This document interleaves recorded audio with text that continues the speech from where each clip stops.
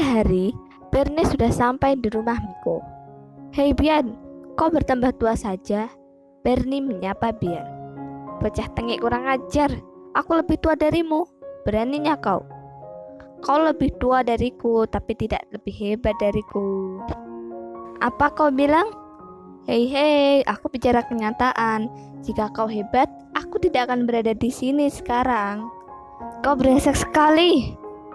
Sina yang melihat perdebatan itu mendekati keduanya. "Hei Nona cantik," ucap Bernie. "Jaga sikapmu bocah tengik. Ini adalah Nona Sina, istri Tuan Miko." Hei, bukannya publik belum tahu dia istri Miko? Masih ada kesempatan buat aku." Hahaha. Plak. Miko memukul kepala Bernie. "Beraninya kau menggoda istriku?" "Ayolah bos, muda, aku hanya bercanda." Kemudian Miko mengajak Bernie dan Bian ke ruang kerjanya, sedangkan Sina mulai memasak di dapur bersama Biita. "Bernie, kau sudah tahu tugas bukan? Faris pasti sudah menjelaskan permasalahannya." "Tenang saja bos muda, cukup sediakan kamar dan semua yang aku butuhkan. Dalam 2 hari, aku akan mencari celah dari percobaan pembunuhan Nona Sina. Aku percayakan semua kepadamu. Dengan kemampuanmu, aku yakin kau pasti bisa bekerja dengan cepat." "Tentu saja, Bernie adalah hacker terbaik di seluruh dunia," ucap Bernie sombong. "Tidak pernah berubah sikapmu, Bernie," ucap Bian sambil geleng-geleng. Malam hari di kamar, Sina membuka internet. Dilihatnya berita skandal Tarina, berita yang menghebohkan 1 hari yang lalu. "Hani, kau sedang membaca apa?" Miko melihat ke layar HP yang sedang dipegang Sina. "Hani, apa yang sedang terjadi? Baru 2 hari kakakku menikah. Kenapa sudah ada skandal sebesar ini?" "Sina, tenanglah. Di belakang Tarina ada Aska. Pasti dia akan menjaga kakakmu dengan baik. Sudah, lebih baik kau tidur." Miko mencoba menenangkan hati istrinya itu. Miko tidak ingin memberitahu bahwa yang menyebarkan skandal itu adalah Leo. Pagi hari, Miko sudah berangkat, sedangkan Sina hari ini akan pergi ke pembukaan sebuah taman baca. Awalnya, Miko tidak menyetujuinya karena cemas dengan apa yang terjadi beberapa hari ini. Tapi, karena dia tidak tega melihat istrinya yang sepertinya sudah sangat bosan di rumah, akhirnya dia menyetujuinya. Setelah sesi pembukaan selesai, Sina ke toilet meninggalkan Roy di ruang pembukaan itu. Di toilet, biur, sebuah guyuran mendarat di kepala Sina. Sina yang semula menunduk, kini menatap ke arah seseorang yang mengguyurnya. "Kak Tarina, apa yang kau lakukan? Apa kau buta? Aku sedang menyirammu."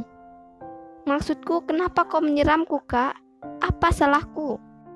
"Salahmu adalah menjadi pacar Alvaris Baskoro Aditama. Aku tak akan membiarkanmu bahagia setelah kau menyebarkan skandal tentangku." "Astaga Kak, aku tidak pernah melakukan itu." "Jangan menafik kau wanita jalang." Plak. Sebuah tamparan keras mendarat di pipi Sina. "Kak, percayalah padaku." "Kau masih saja mengingkarinya. Kau kan yang menyuruh Alvaris untuk menyebarkan skandalku." "Aku bersumpah, aku tidak pernah melakukan itu. Memikirkannya pun aku tak pernah, Kak. Percayalah padaku." "Kau benar-benar wanita munafik. Kau membuatku muak. Aku akan memberimu pelajaran atas apa yang kau lakukan." Tarina mengeluarkan sebuah pisau lipat yang kelihatannya cukup tajam. Diarahkannya pisau itu ke arah wajah Sina. Brak! Suara dobrakan pintu menghentikan pisau yang sudah berada 2 cm dari wajah Sina. "Apa kau tidak apa-apa, Nona Sina?" Dengan sigap, Roy menjatuhkan pisau yang dipegang Tarina dan mengunci tangan Tarina ke belakang tubuhnya. "Lepaskan aku. Kau tidak tahu aku siapa. Aku Tarina Wibowo, tidak akan melepaskanmu. Pelayan sialan." "Roy, sudah lepaskan kakakku. Aku mohon." "Baiklah, Nona." Tarina berjalan meninggalkan Sina dan Roy, sedangkan Sina memilih untuk segera pulang. Di mobil, "Mang Roy, aku mohon, jangan beritahu Miko apa yang terjadi hari ini." "Kenapa, Nona? Dia hampir mencelakaimu, Nona. Biarkan Tuan Muda memberi pelajaran kepadanya." "Tidak, Roy. Aku tidak mau kekejaman Tuan Muda Miko kembali lagi. Lagi pula, jika kau memberitahunya, aku tidak bisa meninggalkan rumah itu lagi.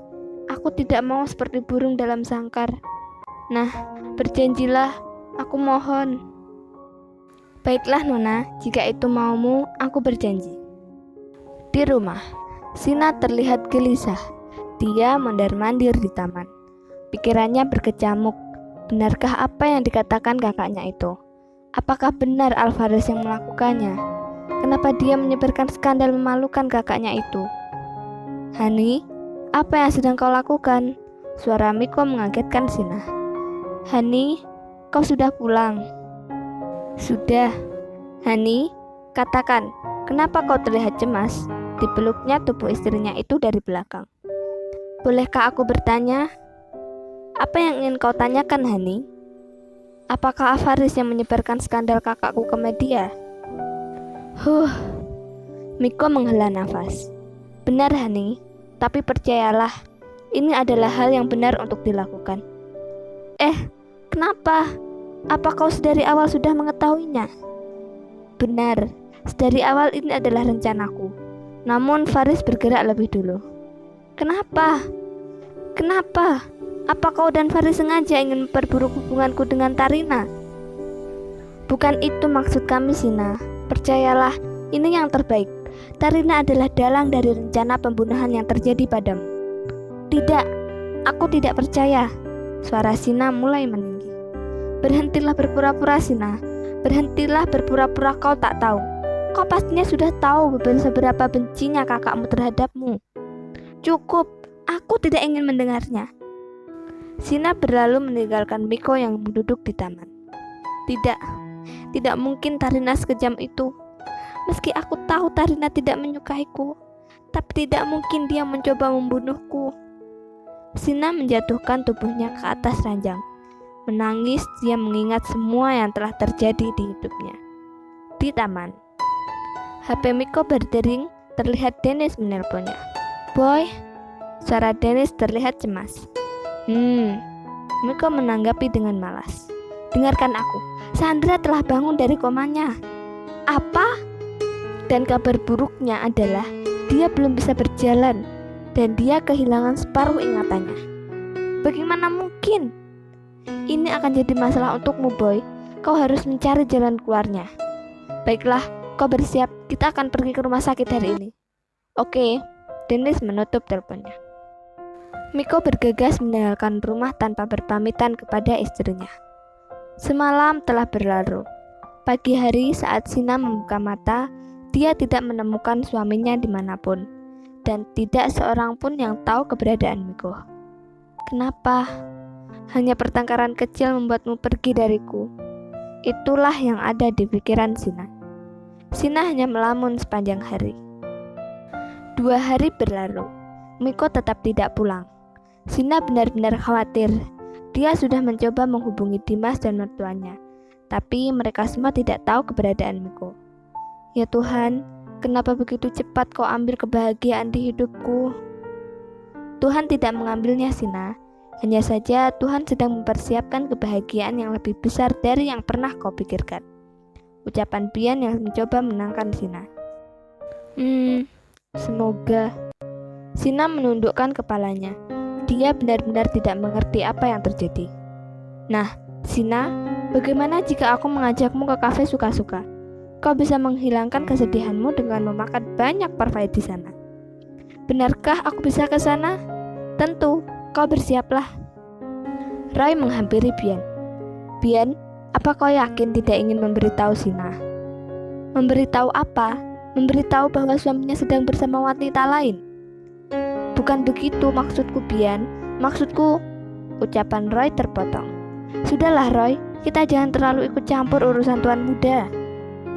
Aku tidak ingin ikut campur, tapi aku tidak ingin Sina terluka, Bian.